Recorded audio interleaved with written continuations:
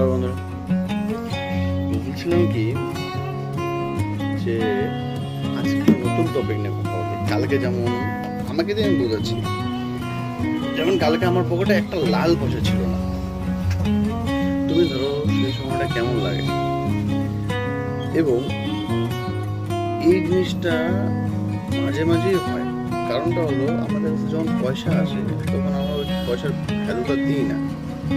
আপনারা দেখবেন যে বন্ধু বান্ধবদের মধ্যে বা নিজেদের মধ্যে যখনই ওই পয়সাটা আমাদের কাছে আসে তখন পয়সাটার ভ্যালু আমরা দিই না।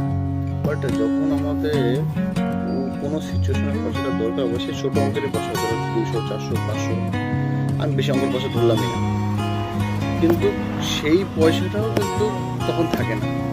আর তখন এমন মনে হয়, রিয়াকশনগুলো এমন মনে হয় যে কি করি চুরি করি না কারোর সঙ্গে কোনো দুঃখে বেজে কাজ করি।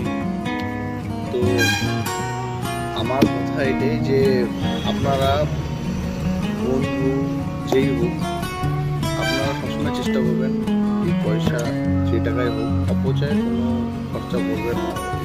সেই পয়সাটাকে সঞ্চয় করার চেষ্টা করবেন, যেন দরকারি পয়সাটাকে কাজে লাগে। আজকে এইটুকুনি, বেস্ট অফ লাক।